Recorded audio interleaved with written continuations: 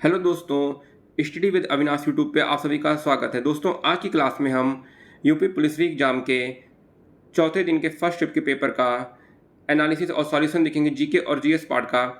तो चलिए शुरू करते हैं और देखते हैं कि आज चौथे दिन फर्स्ट शिफ्ट में जीके और जीएस में क्या क्या क्वेश्चन पूछे गए थे और उनके आंसर क्या हैं। तो पहला क्वेश्चन जो पूछा गया था इस सेट में ये था, ग्रीन फाइनेंस किस तरह से सतत विकास का समर्थन करता है। तो दोस्तों, इसका जो सही आंसर होगा वो होगा पर्यावरण के अनुकूल परियोजनाओं के लिए वित्तीय संसाधन उपलब्ध कराकर। तो यहाँ पे आपका सही जवाब हो जाएगा इस सेट के अनुसार ऑप्शन डी इस क्वेश्चन का होगा। ग्रीन फाइनेंस की तरह से सतत विकास का समर्थन करता है। सही जवाब है पर्यावरण के अनुकूल परियोजनाओं के लिए वित्तीय संसाधन उपलब्ध कराकर। अगला जो पूछा गया था वो था, व्हाइट गुड्स पर लगने वाली उच्चतम जीएसटी दर क्या है। तो दोस्तों, इसका जो सही जवाब है वो आपका होगा 28%। जो हाईएस्ट जीएसटी है वो 28% है और वाइट गुड्स में आपके लग्जरियस आइटम आते हैं। तो यहाँ पे उच्चतम जो जीएसटी दर है वो 28% इसका आंसर होगा। अगला पूछा गया था, भारत का सबसे बड़ा वन। तो दोस्तों, भारत का जो सबसे बड़ा वन है वो आपका सुंदरवन है। तो यहाँ पे सुंदरवन ऑप्शन सही होगा। आगे देखते हैं क्या पूछा गया था। आगे पूछा गया था, लट्ठमार होली उत्तर प्रदेश के नीचे नीचे उल्लेखित किस शहर में मनाया जाने वाला एक अनोखा उत्सव है। तो दोस्तों, जो लट्ठमार होली है आपका ये बरसाना में मनाया जाता है। तो बरसाना यहाँ सही जवाब होगा। उत्तर प्रदेश का पहला ट्रैफिक पार्क किस जिले में खोला गया। तो इसका सही जवाब है प्रयागराज। प्रयागराज में पहला ट्रैफिक पार्क खोला गया और अभी हमने रिसेंटली जो क्लास की थी UP current affairs special class, इसमें ये क्वेश्चन हमने किया भी था। तो इसका सही जवाब है आपका प्रयागराज। अगला क्वेश्चन पूछा गया था, PMJDY प्रधानमंत्री जन धन योजना कब लॉन्च की गई। तो दोस्तों, ये जो योजना थी ये 28 अगस्त 2014 को लॉन्च की गई थी। तो सही जवाब होगा आपका 28 अगस्त 2014। अगला पूछा गया था, निम्नलिखित में से कौन सा देश भारत के साथ भूमि सीमा साझा नहीं करता। जो तो दोस्तों, इसमें बांग्लादेश, म्यांमार, चीन, ये तीनों हमारे जो हैं भूमि सीमा साझा करते हैं। इसमें आपका सही जवाब होगा मालदीव। मालदीव जो है वो भूमि सीमा भारत के साथ साझा नहीं करता है। आगे फिर देखते हैं क्या पूछा गया था। आगे पूछा गया था, किस युद्ध से भारत में ब्रिटिश औपनिवेशिक शासन की शुरुआत हुई। तो दोस्तों, इसका आपका सही जवाब होगा प्लासी का युद्ध, जो कि 1757 में हुआ था। इसके बाद से ही भारत में ब्रिटिश के शासन की शुरुआत मानी जाती है। अगला पूछा गया था, शहरीकरण का एक महत्वपूर्ण पर्यावरणीय प्रभाव क्या है। तो इसका आपका होगा सही जवाब higher carbon emission. Option A इस सेट के अनुसार उच्च कार्बन उत्सर्जन, क्योंकि शहरीकरण से आपकी हरियाली कम ही होती है, पानी की गुणवत्ता में सुधार ये भी गलत है, वायु प्रदूषण में कमी ये भी नहीं होगा। तो उच्च कार्बन उत्सर्जन आपका यहाँ पे सही होगा। आगे देखते हैं क्या पूछा गया था। आगे पूछा गया था,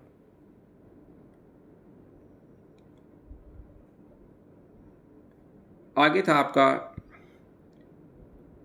रैंसमवेयर शब्द का अर्थ है।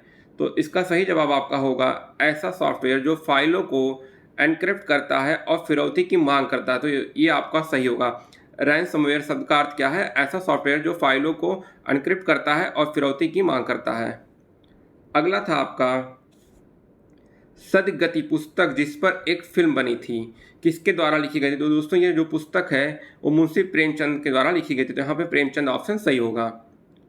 अगला पूछा गया था, निम्नलिखित में से किस पूर्व भारतीय प्रधानमंत्री को भारत रत्न नहीं मिला है। तो आपका इसमें सही जवाब होगा मनमोहन सिंह जी को नहीं मिला है। बाकी पीवी नरसिम्हा राव, चरण सिंह, लाल बहादुर शास्त्री, इन लोगों को मिल चुका। तो सही जवाब होगा मनमोहन सिंह। आगे देखते हैं आगे क्या पूछा गया था। आगे था आपका आया था, भारत में प्रथम जनगणना किस शासक के समय आयोजित की गई थी। तो लॉर्ड मेयो के टाइम में भारत में प्रथम जनगणना आयोजित हुई थी। तो लॉर्ड मेयो यहाँ पे आपका सही होगा। यहाँ पे अगला पूछा गया था, का अर्थ किसी अन्य व्यक्ति की वेबसाइट को बलपूर्वक नियंत्रण स्थापित करना। तो यहाँ पे आगे आपका जो होगा आएगा वो है वेब हाईजैकिंग। यहाँ पे वेब हाईजैकिंग सही होगा। वेब हाईजैकिंग का अर्थ है किसी अन्य व्यक्ति की वेबसाइट पर बलपूर्वक नियंत्रण स्थापित करना। अगला पूछा गया था, भारत और बांग्लादेश के बीच किस नदी के कारण विवाद उत्पन्न हुआ। तो आपका यहाँ सही जवाब है तीस्ता। तीस्ता नदी के कारण ये विवाद उत्पन्न हुआ है। अगला पूछा गया था आपका, प्रथम विश्व युद्ध कब शुरू हुआ था। तो जो दोस्तों फर्स्ट वर्ल्ड वार प्रथम विश्व युद्ध जो है वो आपका 1914 में सही हुआ था। तो आपका यहाँ पे 1914 से होगा। प्रथम विश्व युद्ध 1914 से 1918 तक आपका हुआ था। आगे देखते हैं क्या पूछा गया। आगे था आपका, हड़प्पा सभ्यता को अन्य किस नाम से जाना जाता है? तो हड़प्पा सभ्यता जो है उसे सिंधु घाटी सभ्यता के नाम से भी जाना जाता है। तो आपका यहाँ सिंधु घाटी सभ्यता सही होगा। आगे देखते हैं आगे क्या पूछा गया। आगे था आपका, भारत में जीएसटी के जनक कौन कहलाते हैं? तो यहाँ ध्यान दीजिएगा, जो जीएसटी के जनक हैं भारत में, वो अटल बिहारी वाजपेयी कहलाते हैं। बहुत बच्चों ने मनमोहन कर दिया, पर मनमोहन सिंह नहीं होंगे यहाँ पे। अटल बिहारी वाजपेयी जो है वो भारत में जीएसटी के जनक कहलाते हैं।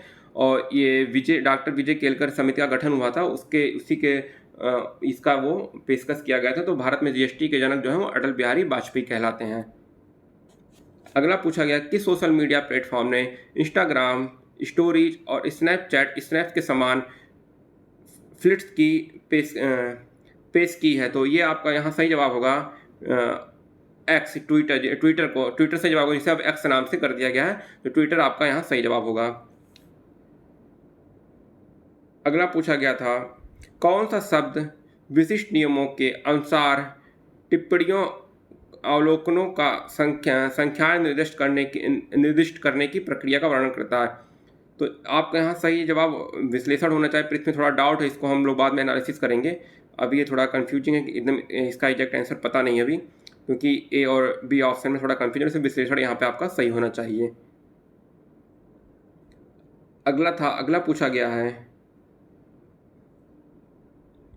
भारतीय संविधान का कौन सा अनुच्छेद अभिव्यक्ति की स्वतंत्रता से संबंधित है? तो ये आपका होगा यहाँ पे सही जवाब आर्टिकल 19, अनुच्छेद 19 जो है अभिव्यक्ति की स्वतंत्रता से संबंधित। तो आर्टिकल 19 यहाँ पे अनुच्छेद 19 सही होगा।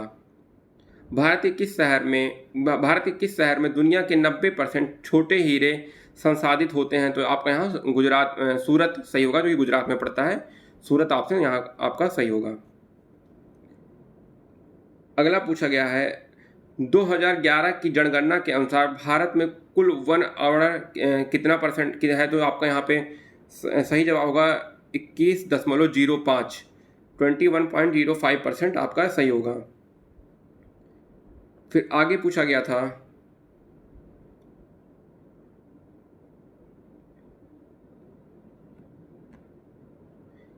कौन सा प्राचीन भारतीय ग्रंथ संगीत, नृत्य और नाटक पर विस्तृत लेख के लिए जाना जाता है और जिसे शास्त्रीय भारतीय कलाओं के लिए एक आधारभूत कृति माना जाता है? तो आपका यहाँ सही जवाब होगा नाट्यशास्त्र यहाँ पे सही होगा। उसके बाद पूछा गया था, अंतर्राष्ट्रीय पुनर्निर्माण एवं विकास बैंक IBRD क्या है? तो यहाँ आपका सही जवाब होगा, यह एक अंतर्राष्ट्रीय वित्तीय संस्थान है जो सदस्य देशों को वित्तीय सहायता प्रदान करता है। तो आपका यहाँ ये सही ऑप्शन होगा, यह एक अंतर्राष्ट्रीय वित्तीय संस्थान है जो सदस्य देशों को वित्तीय सहायता प्रदान करता है। आगे देखते हैं क्या पूछा गया। आगे था फिर आपका,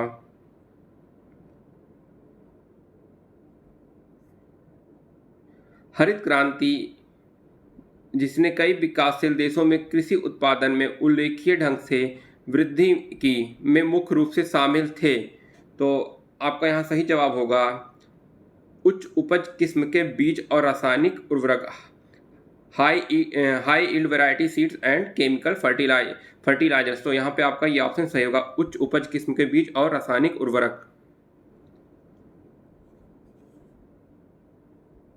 अगला पूछा गया था, समस्या के बारे में अधिक से अधिक स्पष्ट विचार प्राप्त करने के लिए क्षेत्र अध्ययन के समय नियमों को लागू करने वाला अनुसंधान है?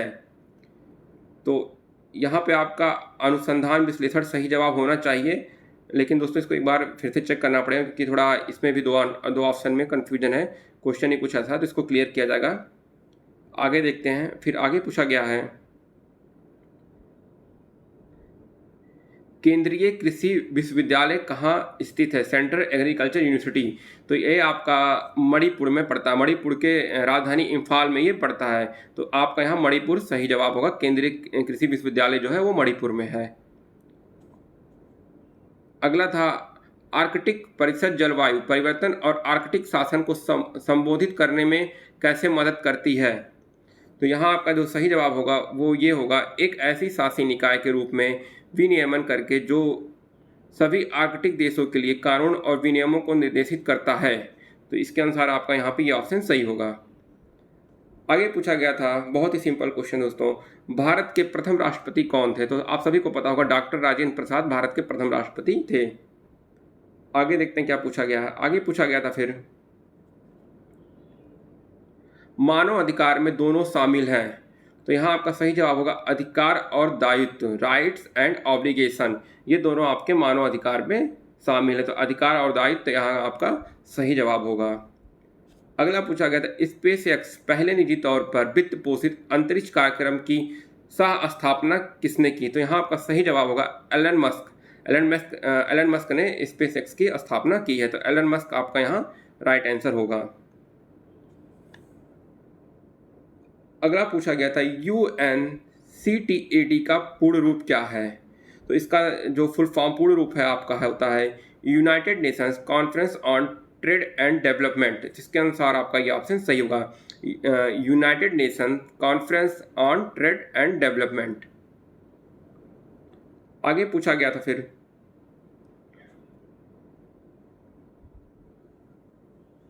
किसने सुझाव दिया कि हर किसी का एक विशिष्ट रक्त समूह होता है?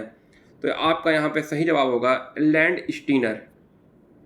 लैंड स्टीनर को माना के सुझाव के अनुसार ये हुआ है और रक्त समूह के खोजकर्ता भी यही हैं। तो यहाँ आपका लैंड स्टीनर सही जवाब होगा।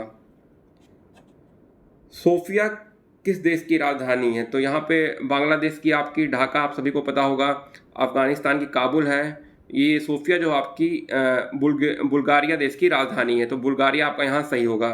और बेनिन की राजधानी जो आपकी है वो पोर्ट नोवो है। तो यहाँ पे सोफिया जो है बुल्गारिया की राजधानी है। तो बुल्गारिया आपका यहाँ सही होगा। अगला पूछा गया था भारतीय संविधान का कौन सा अनुच्छेद राष्ट्रपति के क्षमा दान देने की शक्ति से संबंधित है? तो आपका यहाँ सही जवाब होगा अनुच्छेद 72।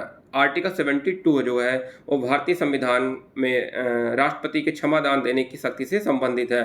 तो आर्टिकल 72 अनुच्छेद 72 आपका सही होगा। आगे पूछा गया था सहकारी समिति का प्राथमिक उद्देश्य है। तो ऐसे तो दोस्तों इसका जो ऑप्शन है आपका यहाँ पे दो ऑप्शन आपके यहाँ बन रहे हैं। एक तो ये ए वाला जो है सदस्यों की सेवा करना या सी अधिक लाभ कमाना। तो आपका ये यहाँ पे ए और सी दोनों हो सकते हैं। तो इस पर अब बोर्ड के ऊपर डिपेंड है क्या उत्तर वो मानते हैं। तो यहाँ पे वैसे ज़्यादा चांसेस तो ए के भी बनते हैं और सी के भी बनते हैं, क्योंकि ये जो इनके सदस्य होते हैं उनके सेवा पे भी ये ध्यान देते हैं। इनका उद्देश्य प्राथमिक होता है और अधिक कॉर्पोरेट सेक्टर है तो इनका अधिक लाभ कमाना भी उद्देश्य है। तो ये बोर्ड के ऊपर डिपेंड है, देखिए कौन सा उत्तर मानते हैं। तो ए या सी में से ही कोई होगा। अगला पूछा गया था साइबर सुरक्षा के लिए निम्नलिखित में से कौन सी संस्था जिम्मेदार है? तो आपका यहाँ पे जो होगा ये सर्टिन, ये आपका सही जवाब होगा। साइबर सुरक्षा के लिए सर्टिन संस्था जो है वो जिम्मेदार है। सर्टिन संस्था जो है इसको बोलते हैं, इसका पूर्ण रूप है Indian computer emergency response team. Indian computer emergency response team. तो यहाँ आपका सर्टिन सही जवाब होगा। तो दोस्तों ये यूपी पुलिस के चौथे दिन के फर्स्ट शिफ्ट में आए जीके जीएस के क्वेश्चन थे, जो कि जिसमें कुछ क्वेश्चन बहुत ही इजी थे और कुछ थोड़ा अपर लेवल के थे। तो आप लोग बताना कि आपका पेपर कैसा गया, आपने कितने क्वेश्चन सॉल्व किए हैं। और अभी भी आगे हमारे एक दिन का पेपर शेष है, तो जिन बच्चों का पेपर अभी होना वो अच्छे से पढ़ के जाएँ। बाकी आप GS GK current affairs in सब के लिए हमारे चैनल के साथ बने रहिए और अच्छे से पढ़ाई करते रहिए। Thanks for watching.